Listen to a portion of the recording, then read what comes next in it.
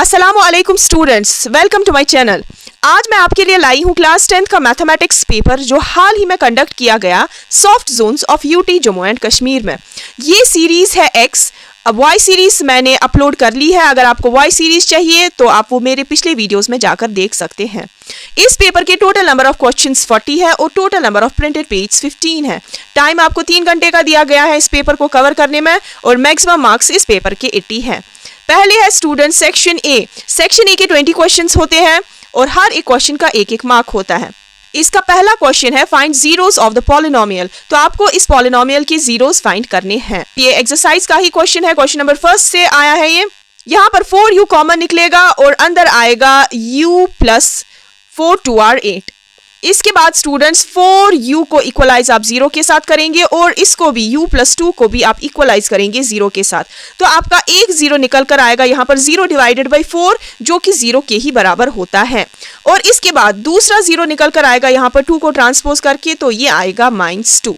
तो ये इस पॉलिनोमियल के जीरोस है। Now question number 2, define impossible event. तो इम्पॉसिबल इवेंट होता है दैट विल नेवर ऑकर, जो कभी भी हो नहीं सकता है और हमेशा इम्पॉसिबल इवेंट की प्रोबेबिलिटी होती है 0। Question number 3, 0.1 can be the probability of an event. तो क्या 0.1 प्रोबेबिलिटी हो सकती है? तो अगर हम 0.1 को परसेंटेज में कन्वर्ट करेंगे तो ये आएगा 10%। तो अब आप कह सकते हैं क्या 10% प्रोबेबिलिटी होती है? तो आपको पता है स्टूडेंट्स प्रोबेबिलिटी की रेंज क्या है, वो है 1 to 0। तो 10% प्रोबेबिलिटी हो सकती है।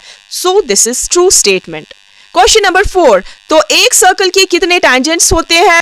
तो आपको कहना है सर्कल के कितने टैंजेंट्स होते हैं। तो आपको पता है स्टूडेंट्स सर्कल को अगर आप डिफाइन करेंगे, circle is the collection of infinite number of points. तो जो सर्कल होता है वो इनफिनाइट नंबर ऑफ पॉइंट्स का बना होता है और अगर हम इन पॉइंट्स की बात करें तो हर एक पॉइंट पर एक एक टैंजेंट को हम ड्रॉ कर सकते हैं। तो इसका मतलब है we can draw infinite number of tangents to the circle. तो इसका आंसर आएगा इनफिनाइट। क्वेश्चन नंबर 5, आपको सर्कल की सरकमफ्रेंस कहनी है। तो आपको पता है स्टूडेंट सर्कल की सरकमफ्रेंस बराबर होती है 2πr के। सर्कल का एरिया बराबर होता है πr² और सर्कल की सरकमफ्रेंस 2πr के। Now next question, √3 is a rational number. क्या √3 एक रैशनल नंबर है? So this is false statement. √3 एक इरैशनल नंबर है।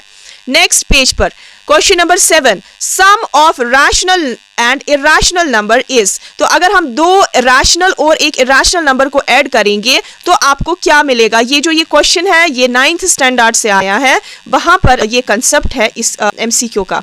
तो वो होता है एक irrational number. Question number 8, HCF of. आपको इन सारे नंबर्स के फैक्टर्स फाइंड करने हैं। इसके बाद आपको कॉमन वाला फैक्टर देखना है। तो इनका HCF आता है 3। इसके बाद नेक्स्ट क्वेश्चन है the graph of y equal to 4x is a line parallel to. आपको बोलना है इस इक्वेशन का ग्राफ वो किस लाइन के पैरेलल होगा। तो अगर हम स्टूडेंट्स यहाँ पर आपको क्या करना है, ग्राफ पर x के वैल्यूज देते जाने हैं, आपके y के वैल्यूज निकल कर आएंगे। अगर हम सपोज स्टूडेंट्स x की जगह हम 0 पुट करेंगे तो आपका y का वैल्यू क्या निकल आएगा? तो 0 × 4 इज 0। तो ये कोऑर्डिनेट्स बनेंगे पहले। इसके बाद अगर हम x का वैल्यू 1 पुट करेंगे तो y का वैल्यू निकल कर आएगा 4। तो 1, 4। तो इन्हीं दो कोऑर्डिनेट्स पर हम चेक कर सकते हैं तो इन कोऑर्डिनेट्स की लाइन है वो किसके थ्रू जाएगी या किसके पैरेलल होगी। तो अगर हम यहाँ पर 1, 2 लिखेंगे, ये ओरिजिन होता है 0, 0, इसके कोऑर्डिनेट्स होते हैं तो एक पॉइंट तो ये आएगा 1, 4। तो 1 आएगा x एक्सिस से यहाँ पर और 4 है y एक्सिस का कोऑर्डिनेट। तो यहाँ पर 1, 2, 3 एंड 4। तो 1, 4 इधर आएगा। अगर इन पॉइंट्स के थ्रू हम एक लाइन ड्रॉ करेंगे तो वो लाइन जाएगी ओरिजिन के थ्रू। तो इसका करेक्ट ऑप्शन है passing through the origin. Page number 3 पर आपको क्या बोलना है, अगर एक लीनियर इक्वेशन का यूनिक सोल्यूशन होता है तो स्टूडेंट्स यूनिक सोल्यूशन की कंडीशन होती है a1/a2 is not equal to b1/b2। जब ऐसी कंडीशन होती है कोएफिशिएंट्स की तो उनका जो ग्राफ होता है वो इंटरसेक्ट करता है एट वन पॉइंट। तो that means option B is correct. Question number 11, आपको एपी का लिस्ट दिया गया है, आपको 30th टर्म फाइंड करनी है। तो आप कैसे 30th टर्म फाइंड करेंगे? सीधे सीधे एक्सरसाइज का क्वेश्चन पूछा गया है। A30 हम फाइंड कर सकते हैं A + 29D से, तो आपको कॉमन डिफरेंस होनी चाहिए। तो ये सेकंड टर्म है, this is first term. A2 - A1 is 7 - 10 is -3। ये आई आपकी कॉमन डिफरेंस। तो आप ये वैल्यूज यहाँ पर पुट कर सकते हैं। पहली टर्म आपकी 10 है, तो 10 + 29 - 3, तो ये कैलकुलेट करके आपकी टर्म आएगी 30th टर्म -77। तो that means option B is correct. Next page पर, the value of cos theta increases as theta increases. जो cos थीटा के वैल्यू है, आपको भी आपके सामने भी टेबल होना चाहिए, तो आप देखेंगे cos थीटा के वैल्यू क्या होते हैं।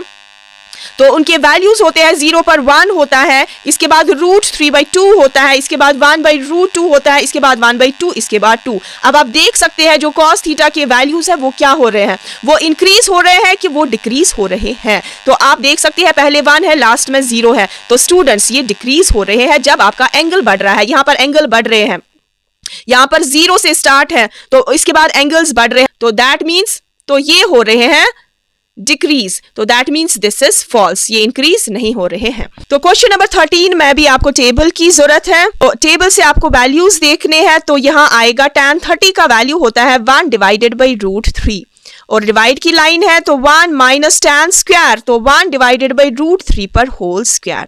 नेक्स्ट स्टेप में क्या करेंगे, 2 1 2, तो ये आएगा 2 / √3, फिर डिवाइड की लाइन तो 1 माइनस एज इट इज, तो 1 को भी स्क्वायर है वो 1 ही आएगा। 3 का स्क्वायर, √3 का स्क्वायर बनता है 3, square and roots gets cancel, we get 3। Next step में 2 / √3 एज इट इज, फिर डिवाइड की लाइन, यहाँ पर एलसीएम होगा 3, तो 3 1 are 3 - 1। नेक्स्ट स्टेप में 2 / √3, इसका हो जाएगा रेसिप्रोकल, तो 3 जाएगा ऊपर और डिनोमिनेटर में आएगा 3 - 1 is 2। 2 से 2 कैंसिल होगा, तो हमारा आंसर आएगा 3 / √3, मगर √3 डिनोमिनेटर रूट में है तो ये होगा रैशनलाइज, √3 ऊपर भी √3 नीचे भी, तो ये आएगा 3 √3 / √3 का होल स्क्वायर होता है 3। 3 से 3 कैंसिल, तो इसका आंसर आया √3। तो फिर इसके बाद आपको टेबल से देखना है √3 का वैल्यू कौन सा है, वो क्या है, तो वो आंसर आपको यहाँ पर लिखना है। नेक्स्ट सीरीज में बिल्कुल ऐसा ही क्वेश्चन आया, तो मगर वहां पर इसकी जगह प्लस है। क्वेश्चन नंबर 14 में आपको A3 वाली टर्म फाइंड करनी है। कैसे फाइंड करेंगे, जहां जहां पर n है वहां वहां पर आपको 3 पुट करना है। तो A3 = 3 का स्क्वायर + 1, तो ये आएगा A3 = 3 3 are 9 + 1, 9 + 1 is 10। जो मैंने 100+ MCQs का वीडियो बनाया था, लगभग 20 में से 19 क्वेश्चंस यहाँ पर आए हैं, इवन बाकी सेक्शंस के भी वहां से आए हैं, वैसे ही क्वेश्चंस जो मैंने उस वीडियो में बनाए थे। नेक्स्ट क्वेश्चन में आपके पास क्वाड्रेटिक इक्वेशन देकर है, आपको बोलना है अगर इस क्वाड्रेटिक इक्वेशन के 2 डिस्टिंक्ट रूट्स होंगे तो डिस्क्रिमिनेंट कैसा होगा। जब 2 डिस्टिंक्ट रूट्स होते हैं तो डिस्क्रिमिनेंट ग्रेटर दैन 0 होता है। तो नेक्स्ट क्वेश्चन देखते हैं, the sum of first 5 multiples of 3। तो पहले आपको एक एपी का लिस्ट यहां पर देखना है, एपी का लिस्ट फाइंड करना है। 3 के मल्टीपल्स जो पहले वाले हैं वो है 3, 3 के बाद 6, 6 के बाद 9, 9 के बाद 12, 12 के बाद 15, ये फर्स्ट 5 मल्टीपल्स हैं। तो आप ये सम वाली फॉर्मूला से करेंगे, तो आपको पता है स्टूडेंट सम वाली फॉर्मूला 2 तरह की होती है, एक शॉर्ट वाली फॉर्मूला भी आप यहां पर यूज कर सकते हैं जो है n/2 a + l वाली, क्योंकि यहां पर आपके पास लास्ट टर्म भी है तो आपके पास नंबर ऑफ टर्म्स भी है और पहली टर्म भी है। सम ऑफ 5 टर्म्स = 5/2, पहली टर्म है 3 प्लस लास्ट टर्म है 15। as 5 = 5/2, 15 + 3 is 18, 2 और 18 की कैंसलेशन, तो as 5 यहां पर 9 आएगा, 9 5 are 45, तो इसका आंसर आएगा 45। नेक्स्ट क्वेश्चन में आपको डिस्टेंस फाइंड करनी है 2 पॉइंट्स के बीच की, तो आप ये कैसे करेंगे, डिस्टेंस फॉर्मूला से। तो डिस्टेंस फॉर्मूला है x2 - x1 का होल स्क्वायर + y2 - y1 का होल स्क्वायर, ये सारा है रूट में, यहां पर आप ये वाले वैल्यूज पुट करेंगे। नेक्स्ट क्वेश्चन में आपको mean of first n natural number क्या होता है, तो इसका जो करेक्ट ऑप्शन है वो है ऑप्शन डी, जो मीन होता है फर्स्ट n नेचुरल नंबर्स का वो होता है n + 1 / 2। क्वेश्चन नंबर 19 में आपको मोड बोलना है, तो आपको पता है students mode is the most frequent observation. अब आप बोल सकते हैं इन सारे ऑब्जर्वेशंस में से कौन सबसे ज्यादा है, तो वो है स्टूडेंट्स यहाँ पर 3। नेक्स्ट पेज पर चलते हैं, पेज नंबर 6 पर। Volume of the sphere, volume of the sphere बराबर होता है 4/3 पाई r क्यूब। सेक्शन बी के दो मार्क्स है हर एक क्वेश्चन के, और क्वेश्चन नंबर 1 में आपको बोलना है क्या इन दो पेयर ऑफ लीनियर इक्वेशंस का सोल्यूशन कैसा है, क्या ये कंसिस्टेंट है कि या इनकंसिस्टेंट है। तो यहां पर आप कोफिशिएंट्स को देख सकते हैं। a1/a2 क्या है यहाँ का, वो है 2/4, कैंसलेशन करेंगे तो 1/2। इसके बाद b1/b2 क्या है, तो ये है -3 divided by -6, minus will get cancel, 3 1 are 3, 3 2 are 6। तो आपका b1/b2 भी 1/2 ही आया। इसके बाद c1/c2 देखेंगे क्या है, वो है 8/9। तो यहां पर कैंसलेशन नहीं हो जाएगी, तो that means a1/a2 is equal to b1/b2 is not equal to c1/c2। जब ऐसी कंडीशन बनती है कोफिशिएंट्स की, तब होता है नो सोल्यूशन।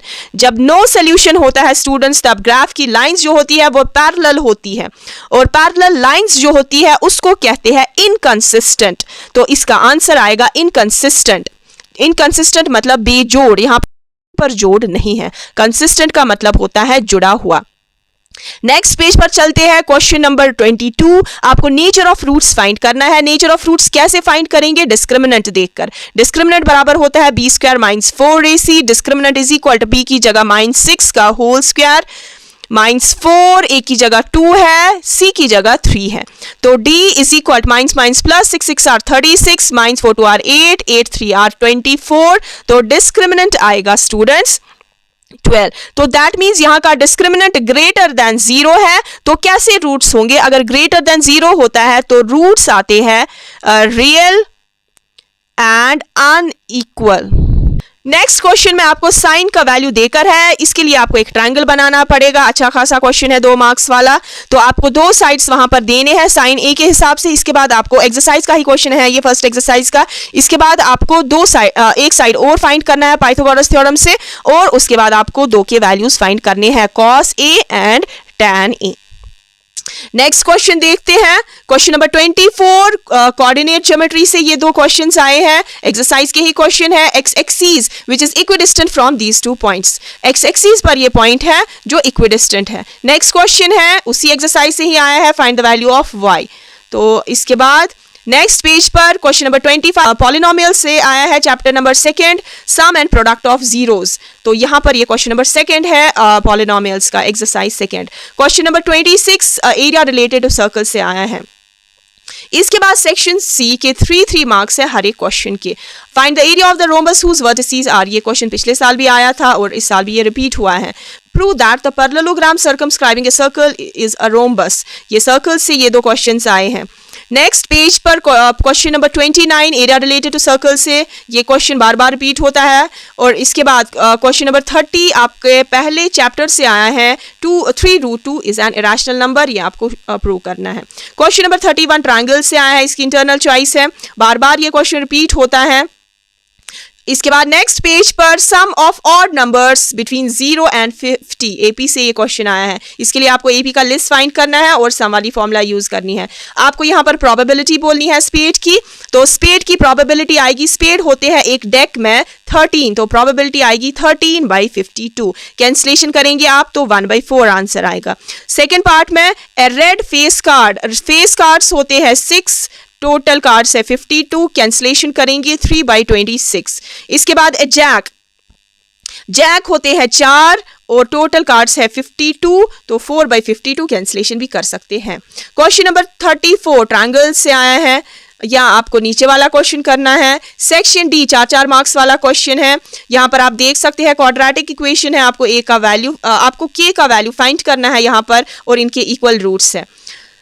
या आपको ये वाला ऑल्टीट्यूड वाला क्वेश्चन करना है। क्वेश्चन नंबर 36 आप देख सकते हैं, सरफेस एरिया एंड वॉल्यूम से आया है और इसकी इंटरनल चॉइस है। बिल्कुल इजी क्वेश्चंस है ये, एप्लीकेशन से ये क्वेश्चन है और इसकी भी यहाँ पर इंटरनल चॉइस है।